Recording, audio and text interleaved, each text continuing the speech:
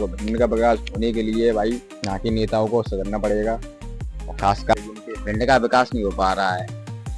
आगे भिंड का विकास कैसे हो जाएगा जब तक भिंड महानगर नहीं बन पाई, भिंड का विकास हो ही नहीं पाएगा भाई, कुछ भी हो जाए। भिंड का अब नया वर्षस आना चाहिए, भिंड का कोई नया वर्षस आएगा तभी भिंड का विकास होगा। भिंड के नेता आए खाओगी, कोई नया नेता बना है भिंड के लिए। बिल्कुल सही बात है, नया उनको कोई मतलब नहीं है ना, कहीं पार्टी आती है कहते कहीं भी नहीं जाते हैं पार्टी आती वगैरह, अयासी से मतलब है मतलब भिंड का विकास की है।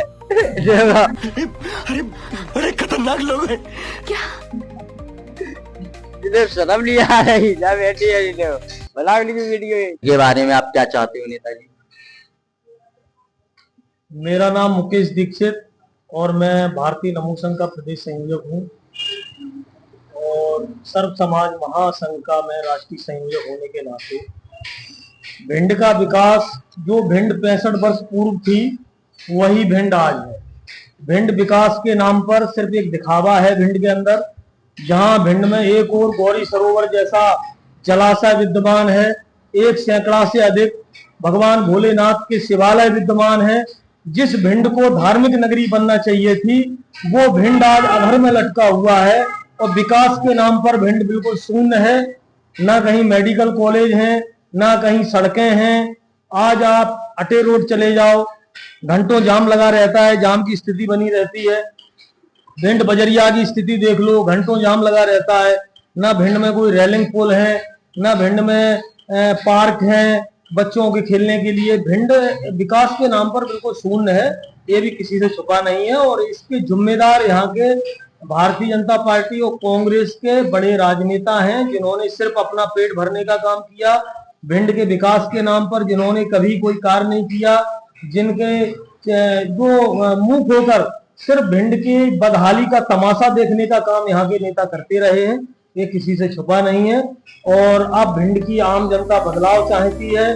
भिंड के विकास के नाम पर जिस तरीके से भिंड की जनता को ठगने का काम, छलने का काम यहाँ के कुछ नेताओं ने किया, ये भी बड़ा दुर्भाग्य है कि जिस भिंड को, भिंडी ऋषि की पावन धरा को ऐतिहासिक पर्यटक स्थल बनना चाहिए था, धार्मिक नगरी बननी चाहिए थी, वो भिंड आज विकास के नाम पर शून्य। कहना है यहाँ के नेता कोई पूर्व से जमींदार नहीं रहे, यहाँ के नेता सिर्फ अपना पेट भरने का काम करते हैं।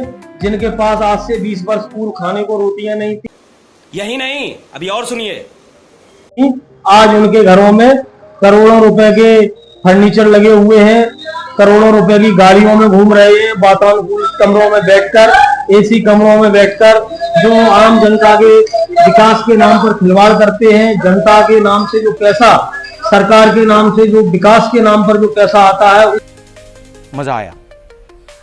और मैं ये जो मजा है हिंदुस्तान के हर व्यक्ति को देना चाहता हूं कि आपको भी लगे कि जो आपका कैंडिडेट चुना जा रहा है, सरकार धीरेन्द्र शास्त्री के द्वारा हिंदू राष्ट्र को लेकर जो यात्रा निकाली जा रही है, हम सब लोग उनके साथ हैं। और देश में एक झंडा, एक डंडा, एक संविधान, एक विधान का कानून होना चाहिए। और मुझे पूर्ण रूप से भरोसा है कि हमारे देश में मोदी जी जैसे कि मोदी जी के रूप में एक महान यशस्वी महापुरुष प्रधानमंत्री है।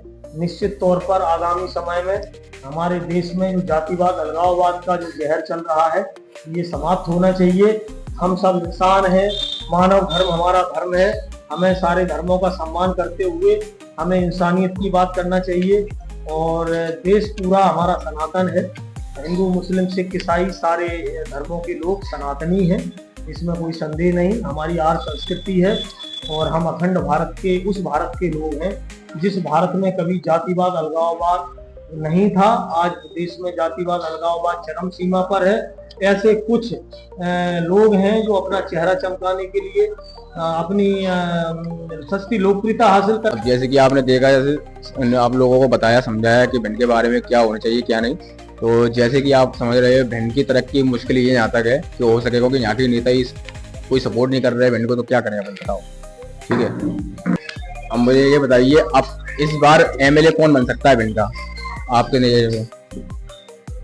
अभी इस बात को नहीं कह सकते कि भिंड में विधायक कौन बनेगा, लेकिन निश्चित तौर पर अगर ऐसा ही चलता रहा तो कुछ नए लोग, नए युवा निकल के आने वाले हैं और निश्चित तौर पर भिंड की जनता उन्हें समझेगी और आगामी समय में भिंड के विकास को लेकर और भिंड की व्यवस्थाओं को लेकर, धार्मिक नगरी को लेकर हम एक नए नेता को चुनने जा रहे हैं। आगामी समय में वो नेता का चेहरा भी सामने आ जाएगा कि इस भिंड का आखिर कौन प्रतिनिधित्व करेगा।